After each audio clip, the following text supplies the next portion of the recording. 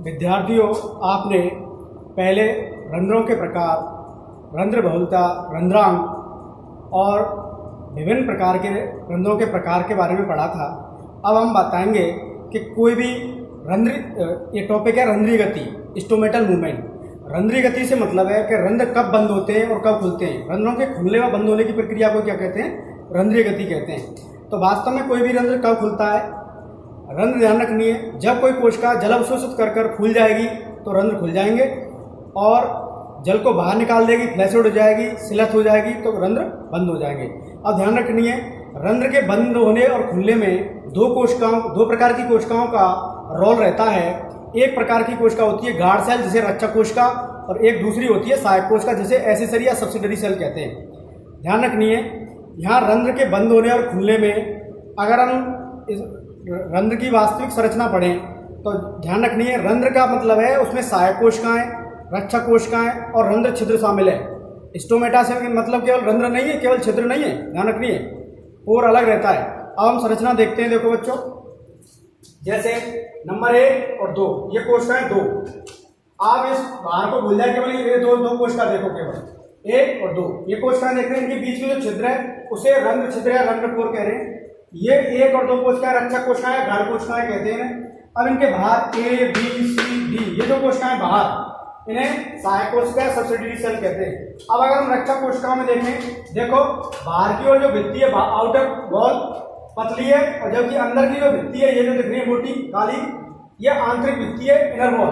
ध्यान रखिए, जैसे ही इस कोशिका में जब प्रवेश करेगा तो बाहर की भित्ति क्या है, बाहर की ओर खींचेगी, और अंदर की भित्ति पर तनाव होगा, जिससे रंध्र क्या है, जल बनने से खुल जाएंगे। इसका मतलब है, एक कंसेप्ट ध्यान रखें, रक्षक कोशिकाओं में जल अवशोषित करने से या जल भरने से या मतलब कोशिकाएं के स्फीत होने या टर्जिट होने से क्या होते हैं, रंध्र खुलते हैं, जबकि स्लत या फ्लैसिड होने से रंध्र बंद हो जाते हैं। मतलब सिकुड़ने से रंध्र बंद हो जाते हैं और फूलने से रंध्र खुल जाते हैं।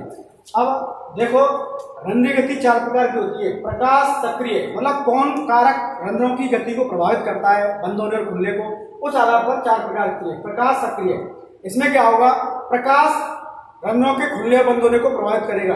ध्यान रखनी है, प्रकाश से मतलब है दिन में इनमें क्या होगा, स्टार्च से ग्लूकोज में परिवर्तन होगा, स्टार्च ग्लूकोज में बदलेगा। तो स्टार्च जैसे ग्लूकोज में बदलता है दिन में, तो क्या होता है, ग्लूकोज इन कोशिकाओं में बढ़ जाता है, और ग्लूकोज के कारण परासरणी दाब बढ़ जाता है, और परासरणी दाब जिस कोशिका का बढ़ जाता है वो जल अवशोषित करती है, और जल अवशोषित करेगी तो मैंने तुम्हें बताया था कि जल अवशोषित करने वाली कोशिका में क्या होता है, रंध्र बंद हो जाते हैं। ध्यान रखिए, मतलब रंध्र खुल जाते हैं, ध्यान रखिए। तो खुली हुई कोशिकाओं के रंध्र खुलेंगे, और जो सिकुड़ी हुई कोशिकाएं या स्लत कोशिकाएं, फ्लैसिड कोशिकाएं, उनके रंध्र बंद हो जाएंगे। तो कोशिकाएं जल अवशोषित करके खुल जाएंगी तो रंध्र खुल जाएंगे। और अंधकार में क्या होगा, ये ग्लूकोज स्टार्च में बदल जाएगा तो रंध्र बंद हो जाएंगे रात में। तो इनमें यह अवस्था पाई जाती है, केवल प्रकाश की वजह से प्रभावित होता है रंध्र का बंद होना खुलना। तो प्रकाश में रंध्र खुलेंगे दिन में, और रात्रि में बंद हो जाएंगे। अब देखें तमो सक्रिय, फोटो एक्टिव में देखें, ये फोटो एक्टिव था, इनमें उल्टा होगा इसके ठीक। इसका मतलब है दिन में बंद होंगे रंध्र और रात में खुलेंगे। लेकिन कारण क्या है, स्टार्च और ग्लूकोज नहीं है, यहाँ कार्बनिक पदार्थ है, मतलब वास्तव में एक कार्बनिक अम्ल है। कार्बनिक अम्ल की वजह से ऐसा होता है। अब ऐसा कहाँ पाया जाता है, ऐसा गूदेदार पौधों में, सकुलेंट पौधों में, मरुस्थलीय पौधों में, जैसे नार्सरी में पाया जाता है। कैम प्रदर्शित करने वाले पौधों में ऐसा पाया जाता है। कैम चक्र आपने सुना होगा, ध्यान रखिए। अब जल सक्रिय गति, हाइड्रो एक्टिव मूवमेंट, इनमें क्या होगा, बाह्यत्वचीय कोशिकाएं जल अवशोषित करेंगी, और इनमें उल्टा होगा। उल्टे से मतलब है, आप जान रहे थे कि जल अवशोषित करके कोशिकाएं क्या करती हैं, रंध्र को खोलती हैं, लेकिन यहाँ उल्टा है, जल अवशोषित करके रंध्र यहाँ खुलेगा नहीं, बंद हो जाएगा, और जैसे सिकुड़ी कोशिकाएं कैसी रंध्र खुलेंगी। तो उल्टी व्यवस्था है यहाँ पे। और ये कारण क्या है, जल की मात्रा में परिवर्तन, और परिवर्तन कहाँ होगा, बाह्यत्वचीय कोशिकाओं में। बाह्यत्वचीय कोशिकाएं वास्तव में देखा जाए सहायक कोशिकाएं जो होती हैं, ये बाह्यत्वचीय कोशिकाएं होती हैं, ध्यान रखिए, उन्हीं का रूपांतरण है। और एक और बात ध्यान रखें, ये जो गार्ड सेल कोशिकाएं हैं, इनके स्पीड में परिवर्तन क्यों होता है, क्योंकि ये अन्य सहायक कोशिकाओं की तुलना में छोटी होती हैं, जिससे स्पीड परिवर्तन सरल हो जाता है, ध्यान रखें। अब लास्ट प्रकार का स्वतः गति। स्वतः गति में क्या होगा, स्टार्च ग्लूकोज का अंतर परिवर्तन होगा। वास्तव में देखा जाए तो इसे ऑटोनोमिक बोलते हैं। ऐसा दैनिक आवर्तता के कारण होता है, वो 2 घंटे में हो सकता है, 2 मिनट में हो सकता है, 1 दिन में हो सकता है। तो इसका मतलब है वो ऐसा ही है सेम, लेकिन यहाँ पे स्वतः हो रहा है, प्रकाश से प्रभावित नहीं हो रही है। ये बस यहाँ प्रकाश से स्टार्च का कुछ परिवर्तन था, यहाँ स्वतः हो रहा है, ध्यान रखनी, ये अंतर है। समझ गया बच्चों? ये 4 प्रकार के इनकी गतियों के प्रकार हुए। अब सिद्धांत पढ़ते हैं कि जो स्टार शर्करा परिवर्तन, यहाँ पे 2 सिद्धांत पढ़ेंगे हम केवल, कि रंध्रों की गति, मतलब रंध्र के खुले बंद होने के 2 सिद्धांत हैं केवल, स्टार शर्करा परिवर्तन और दूसरा है पोटेशियम पंप और सक्रिय पोटेशियम स्थानांतरण सिद्धांत। ध्यान रखनी है। तो आज हम केवल यहाँ तक ही कर पाएंगे, इस पोटेशियम को नहीं कर पाएंगे क्योंकि टॉपिक बड़ा हो जाएगा। तो देखते हैं वैज्ञानिक थे लॉयड, जिन्होंने क्या कहा कि प्रकाश की उपस्थिति में, ध्यान रखनी है, प्रकाश की उपस्थिति में स्टार्च ग्लूकोज में बदलता है, शर्करा में बदलता है, और शर्करा में जैसे ही बदलता है तो कोशिकाओं की परासरण दाब बढ़ जाता है। कौन सी कोशिकाओं का? इन कोशिकाओं का। ये कोशिका कौन सी है? रक्षक कोशिकाएं, गार्ड सेल। तो इनमें परासरण दाब बढ़ जाता है, तो जिससे सहायक कोशिकाओं से जल अवशोषित कर लेती है, लगातार जल जाता रहता है, इधर आता है इनमें, और ये कोशिकाएं खुल जाती हैं और फूल कर क्या हो करेंगी? रंध्र को खोल देंगी। ध्यान रखनी है। और ये कब हो रहा है? प्रकाश की उपस्थिति में। ध्यान रखिए, इसका मतलब दिन में। लेकिन जैसे ही कोशिकाएं अंधकार में, अर्थात वास्तव में देखा जाए तो ये प्रकाश संश्लेषण की प्रक्रिया चल रही थी। अब अंधकार में अगर हम देखें तो अंधकार में क्या होगा? ये विपरीत परिवर्तन होगा, यहां से जल बाहर निकलेगा। क्यों निकलेगा? क्योंकि उस अवस्था में उल्टा ये शर्करा स्टार्च में बदल जाता है अंधकार में। लेकिन प्रकाश में ये था, ये प्रकाश है, प्रकाश में तो ये बदल रहा है और अंधकार में ये हो रहा है, अंधकार। ध्यान रखिए। तो यहाँ पे स्टार्च जब शर्करा में प्रकाश में बदलता है तो परासरण सांद्रता बढ़ जाती है, जिससे जल अवशोषित करेंगी कोशिकाएं, रक्षक कोशिकाएं सहायक कोशिकाओं से, और ये खुल जाएगा, रंध्र खुल जाएगा। लेकिन अंधकार में क्या होगा? शर्करा स्टार्च में बदल जाएगा तो जल बाहर निकलना शुरू हो जाएगा, और जल बाहर निकलेगा तो ये कोशिकाएं सिकुड़ जाएंगी, रक्षक कोशिकाएं सिकुड़ जाएंगी तो रंध्र बंद हो जाएगा। तो इन्होंने केवल जो स्टार्च का शर्करा में परिवर्तन था वो प्रकाश से संबंधित जोड़ा, प्रकाश से जोड़ा था इन्होंने, लॉयड ने। अब वैज्ञानिक थे सायरे 1926 में, इन्होंने बताया कि स्टार्च से जो शर्करा में परिवर्तन होता है वास्तव में वो परिवर्तन होता है पीएच परिवर्तन के कारण। ध्यान रखनी है। इन्होंने कहा कि जैसे ही स्टार्च शर्करा में बदलता है तो कोशिकाओं का पीएच बढ़ जाता है। क्यों? क्योंकि जो भी CO2 होती है उसका उपयोग हो जाता है, और CO2 क्या करती है?